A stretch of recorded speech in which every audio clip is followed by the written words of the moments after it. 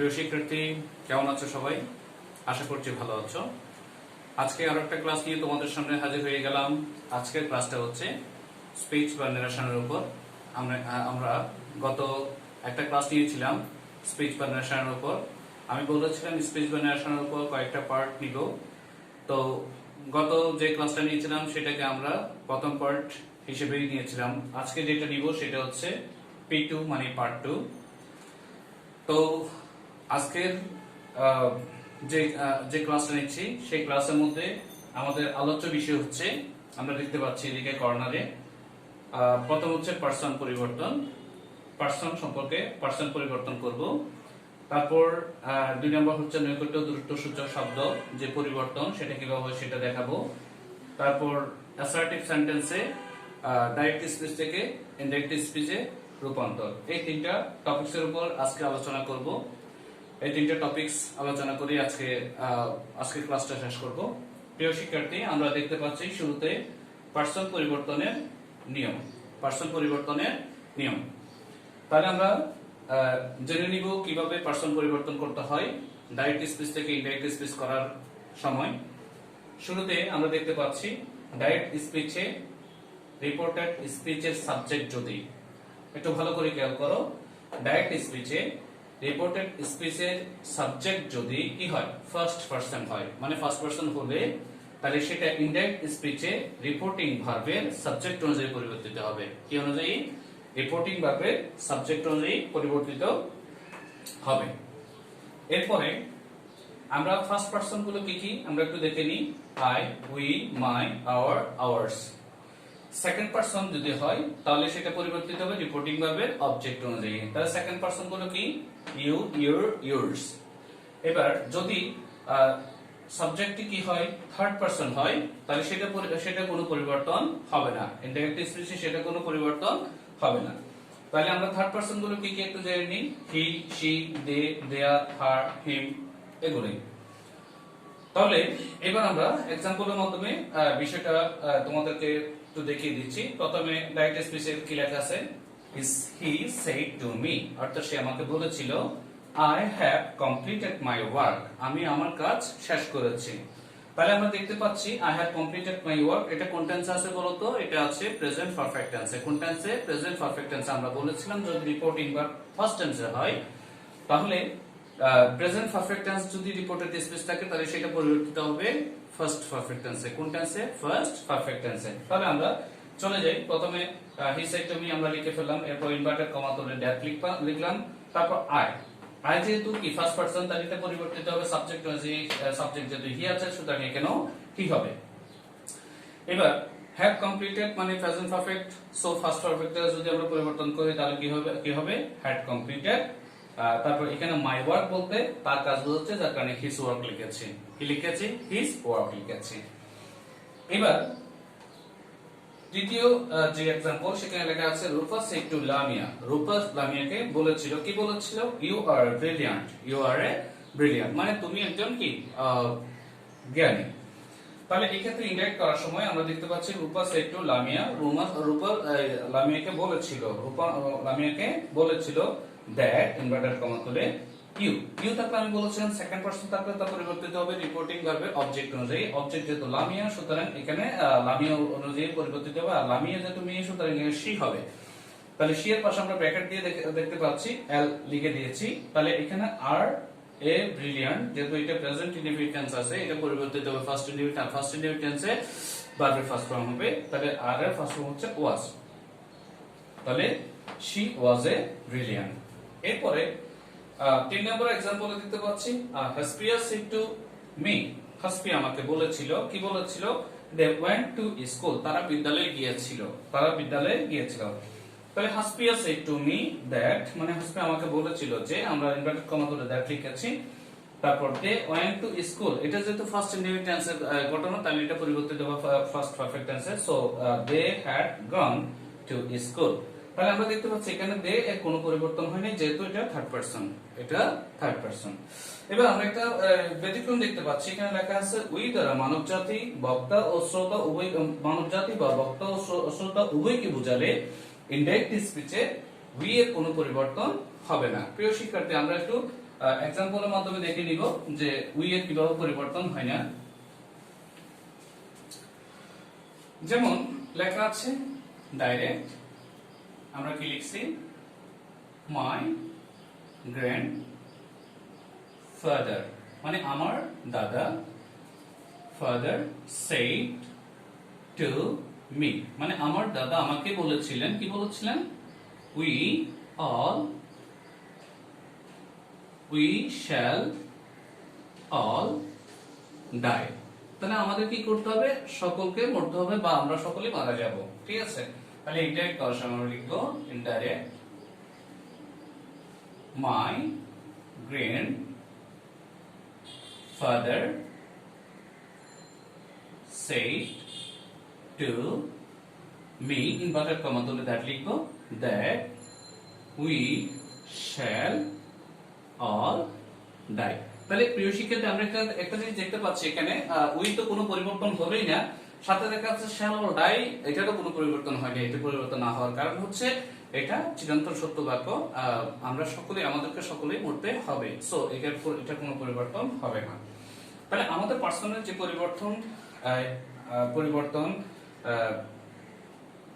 মানে পরিবর্তনের যে নিয়ম, সেই নিয়মটা আমরা আলোচনা করেছি।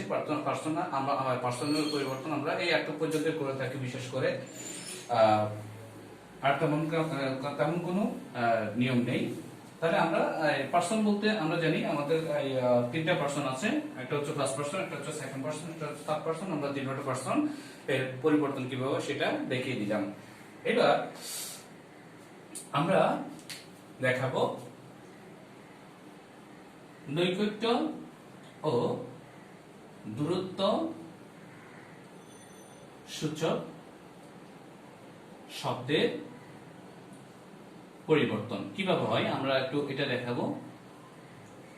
তাহলে আমরা দেখতে পাচ্ছি উপরে আমরা হেডলাইনে লিখেছি নৈকট্য ও দূরত্ব সূচক শব্দের পরিবর্তন। তাহলে আমরা এখানে লিখবো ডাইরেক্ট স্পিচ, এখানে লিখবো ইনডাইরেক্ট স্পিচ, লিখে ফেললাম। এবার আমরা যেটা দেখাতে চাচ্ছি, ডাইরেক্ট স্পিচে যদি দিস থাকে, কি থাকে, দিস থাকে, তাহলে সেটা ইনডাইরেক্ট স্পিচে দ্যাট হয়ে যায়, কি হয়ে যায়, দ্যাট হয়ে যায়। আর ডাইরেক্ট স্পিচে যদি এই ধরনের দিস থাকে, THESE, তাহলে সেটা ইনডাইরেক্ট স্পিচে দোষ হয়ে যায়, কি হয়ে যায়, দোষ হয়ে যায়। ডাইরেক্ট স্পিচ যদি হেয়ার থাকে, কি থাকে, হেয়ার, তাহলে ইনডাইরেক্ট স্পিচে সেটা দেয়ার হয়ে যায়। তারপর ডাইরেক্ট স্পিচে যদি এগো থাকে, কি থাকে, এগো, ইনডাইরেক্ট স্পিচে বিফোর হয়ে যায়। ডাইরেক্ট স্পিচ যদি কাম থাকে, সেটা ইনডাইরেক্ট স্পিচে গো হয়ে যাবে। আর ডাইরেক্ট স্পিচে যদি নেক্সট উইক থাকে, ইনডাইরেক্ট স্পিচে দা ফলোইং উইক হবে, দা ফলোইং উইক হয়ে যাবে। এরপরে টুডে থাকলে, টুডে থাকলে দ্যাট ডে হবে, দ্যাট ডে হবে, অথবা the same day, the same day, the same day. আমরা বাকিগুলো একটু পরের দিকে লিখি, সেম ডে না আরো লেখা যাবে। তারপর টু নাইট থাকলে, টু নাইট থাকলে দ্যাট নাইট হবে, দ্যাট নাইট, বা the same night, the same night. এরপর হচ্ছে ইয়েস্টারডে থাকলে টুমরো, টুমরো থাকলে দ্য নেক্সট ডে হবে, the next day, the next day, অথবা the following day, the following day. এরপরে যদি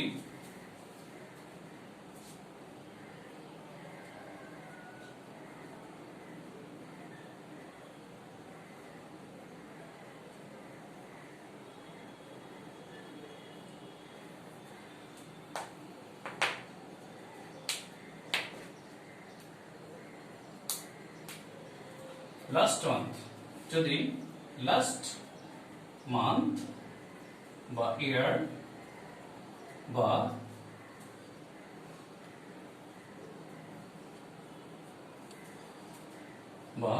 উইক থাকে, তাহলে সেটা পরিবর্তিত হবে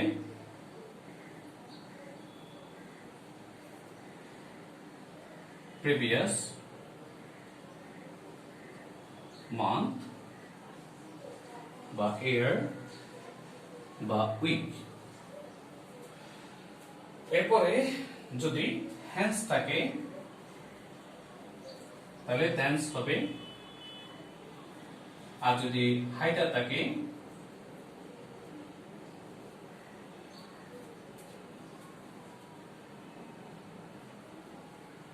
তাহলে থাইডার হবে।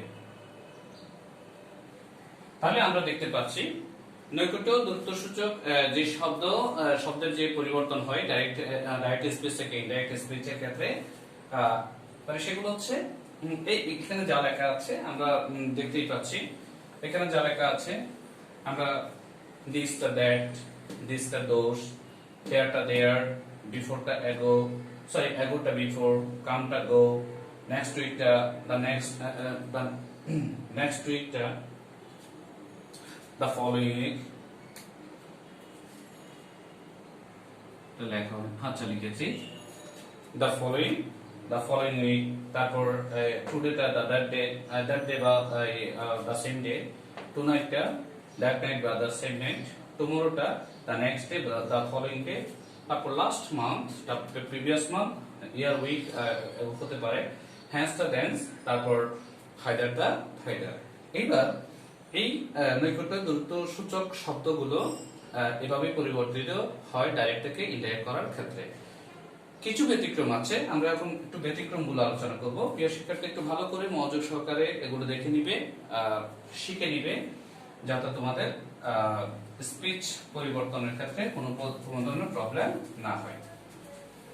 এইবার আমরা একটু ব্যতিক্রম গুলো দেখে নিব। তাহলে ব্যতিক্রম গুলো কি কি? ব্যতিক্রম, তাহলে আমরা কি এটা স্টার মার্ক দিলাম। প্রথমটা হচ্ছে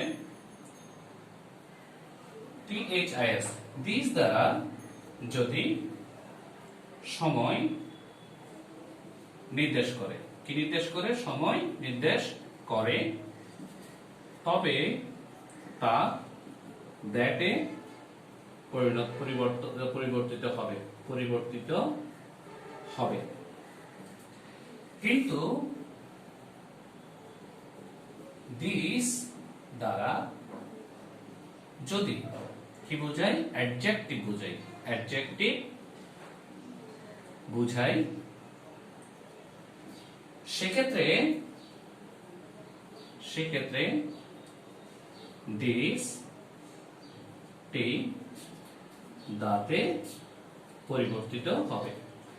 তবে আমরা একটা উদাহরণ দিই, যেমন direct Salman said I am sorry, হতে পারে I am living Dhaka this week,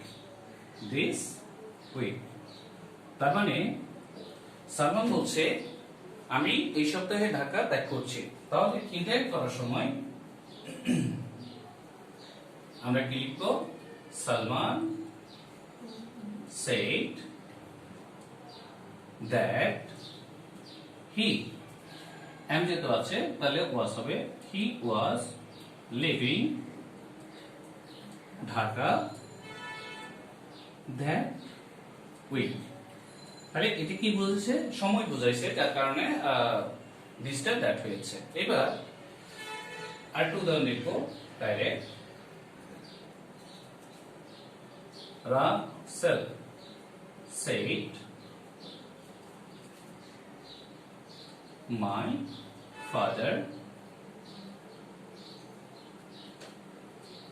father gave me this pen on my, birthday.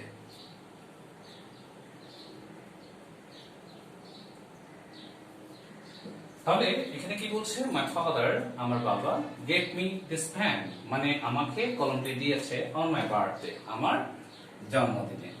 যদি এটা হয় তাহলে সেক্ষেত্রে আমরা দেখতে পাচ্ছি দিস পেন বলতে এই কলমটি, আর এই কলমটি মানে হচ্ছে একটা কলমের সংখ্যা বোঝাচ্ছে, নির্দিষ্ট করে বলা হচ্ছে। তার এই কলমটি বললে তাহলে একটা কলম, তার কারণে এটি অ্যাডজেক্টিভ হিসেবে ব্যবহৃত হচ্ছে, যার কারণে এখানে আমরা দ্যাট ইউজ করব indirect. Russell said that his father had given him the pen on his birthday. তাহলে প্রিয় শিক্ষার্থী আমরা কি শিখলাম? আমরা শিখলাম দিস দ্বারা যদি সময় নির্দেশ করে তাহলে সেটা দ্যাটে পরিবর্তিত হবে, এবং যদি দিস দ্বারা অ্যাডজেক্টিভ বোঝায় তাহলে সেক্ষেত্রে সেটি দাতে পরিবর্তিত হবে, যেটা আমরা 2 নম্বর এক্সাম্পলে দেখিয়ে দিলাম। এবার আমরা আরেকটি ব্যতিক্রম দেখব, সেই ব্যতিক্রমটা কি?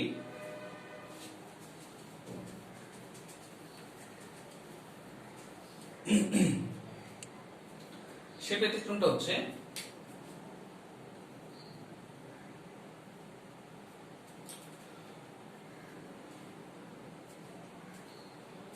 here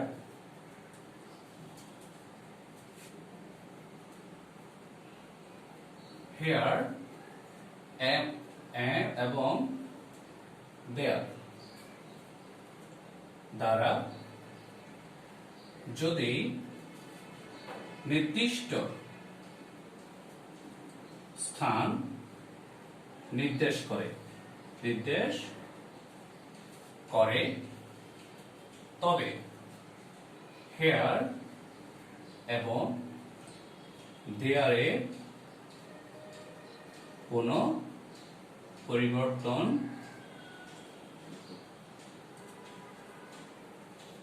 হবে না। তাহলে আমরা যেটা দেখলাম সেটা হচ্ছে হেয়ার এবং দেয়ার দ্বারা যদি কি হয়, নির্দিষ্ট স্থানকে নির্দেশ করে, তাহলে হেয়ার এবং দেয়ারের কোনো পরিবর্তন হবে না। যেমন আমরা ডাইরেক্টলি দেখি, Tamim said to me, I live here in Dhaka for 20 years. তার মানে তামিম কি বললো? তামিম বলছে I live here in Dhaka for 20 years, অর্থাৎ আমি ঢাকাতে কত বছর? 20 বছর যাবত 20 বছর যাবত বসবাস করি। তার মানে সে 20 বছর যাবত ঢাকায় বসবাস করে। তাহলে এখানে হেয়ার দ্বারা কি বোঝানো হয়েছে? ঢাকাকে, মানে ঢাকাতে, হেয়ার ইন ঢাকা মানে ঢাকাতে, যার কারণে ইনডাইরেক্ট করার সময় আমরা লিখব Tamim said to me that he lived here in Dhaka for 20 years. তাহলে সে কি করছে? ঢাকায় কত বছর? মানে 20 বছর বসবাস করেছিল। তাহলে আমরা এই নৈকট্য দূরত্ব সূচক শব্দের পরিবর্তনের ক্ষেত্রে আমরা ব্যতিক্রম দুইটা বিষয় আলোচনা করলাম। প্রথমটা ছিল দিস দ্বারা যদি অ্যাডজেক্টিভ বোঝায় তাহলে সেটা দাতে পরিবর্তিত হবে, আর হেয়ার এবং দেয়ার দ্বারা যদি নির্দিষ্ট স্থান নির্দেশ করে তাহলে সেক্ষেত্রে হেয়ার এবং দেয়ারের কোনো পরিবর্তন হবে না। এবার আমরা যাব, আমরা এর মধ্যে শেষ করলাম নৈকট্য তথ্যসূচক শব্দ পরিবর্তন এর বিষয়ে। এবার আমরা আলোচনা করব অ্যাসার্টিভ সেন্টেন্সে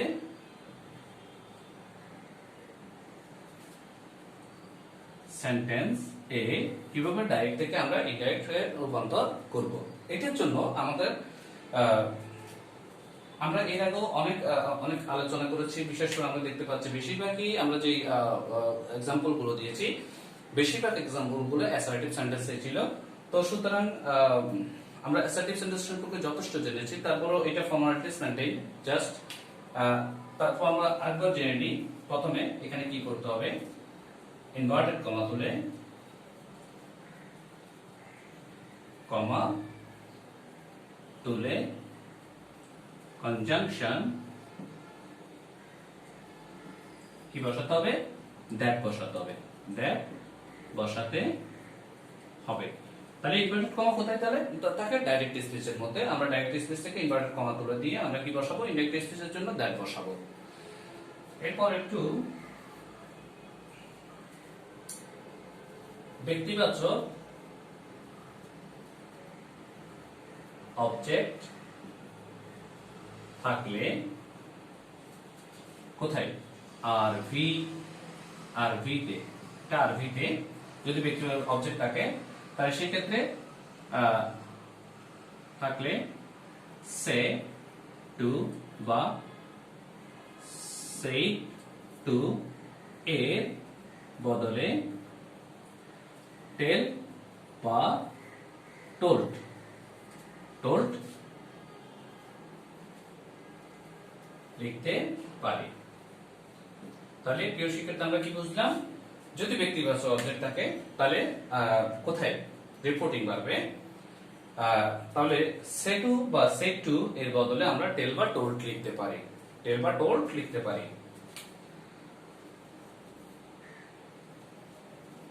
অন্যান্য নিয়ম পূর্বালোচনা অনুযায়ী। তাহলে আমরা কি বললাম, অন্যান্য নিয়মগুলো হচ্ছে পূর্বালোচনা অনুযায়ী, মানে এর আগে পর্যন্ত যেভাবে আলোচনা করেছিলাম সেই আলোচনাগুলো অনুযায়ী। এবার প্রিয় শিক্ষার্থী আমরা তাহলে জেনে গেলাম অ্যাসার্টিভ সেন্টেন্সে কিভাবে ডাইরেক্ট স্পিচ থেকে ইনডাইরেক্ট স্পিচে রূপান্তর করতে হয়। আমরা একটা উদাহরণ দিব বা একটা এক্সাম্পল দিচ্ছি। ডাইরেক্ট কি লেখা আছে দেখো, টুম্পা said to Rumpa, লিখলাম Rumpa, we are going to shopping.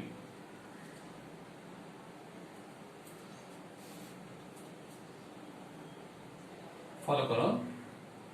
তাহলে কি বলছে, টুম্পা বলছে we are going to shopping, মানে আমরা কোথায় যাচ্ছি, শপিং করতে বা কেনাকাটা করতে যাচ্ছি। তাহলে ইনডাইরেক্ট স্পিচে আমরা কি করব, টুম্পা আমরা টোল্ড লিখি, সমস্যা নেই, টোল্ড রুম্পা। প্রিয় শিক্ষার্থী একটা জিনিস মাথায় রাখবে, যখন আমরা টোল্ড লিখবো তখন টু লেখার প্রয়োজন নাই। Said to Rumpa that they, এখানে দেখো আমরা উই লিখলাম, উইর বদলে আমরা দে লিখলাম, আর দে বলতে কাকে বোঝাচ্ছে, কারা বোঝাচ্ছে, টুম্পারা। এখানে টুম্পার না লিখলে হবে, দে আর গোয়িং টু শপিং। তাহলে আমরা কি করলাম, এক্সাম্পল দেখিয়ে দিলাম। Tumpa said to Rumpa, we are going to shopping. Tumpa told Rumpa that they are going to shopping. আরেকটি রুল আলোচনা করব অ্যাসার্টিভের জন্য। অনেক সময় ডাইরেক্ট, আমরা স্টার্ট মার্ক দিলাম, ডাইরেক্ট স্পিচে से रिपोर्टिंग भार ना लिखे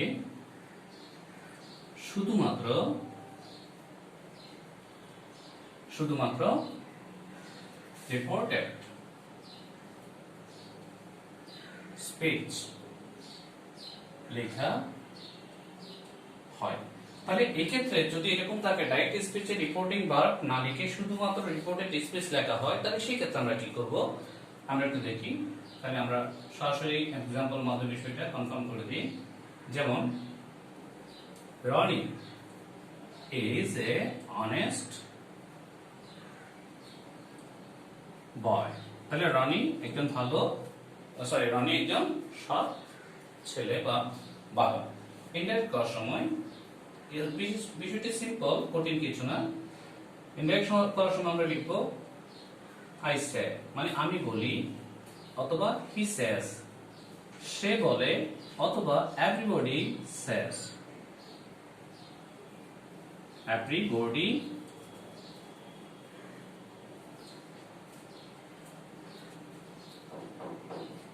says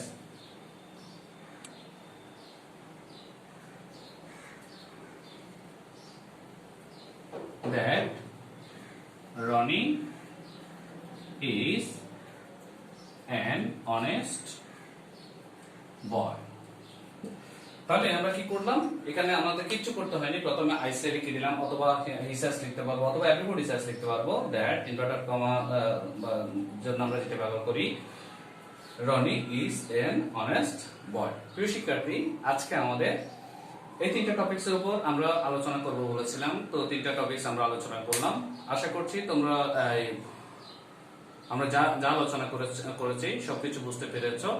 যদি বুঝতে না পারো বারবার রিভিউ করে দেখবে। আমরা খুব শীঘ্রই ইনশাআল্লাহ স্পিচ বা ন্যারেশনের উপর পার্ট 3 নিয়ে চলে আসবো। সেই পার্ট 3 দেখার অগ্রিম আমন্ত্রণ জানিয়ে আজকের মতো এখানে শেষ করছি। সবাই ভালো থেকো, আল্লাহ হাফেজ।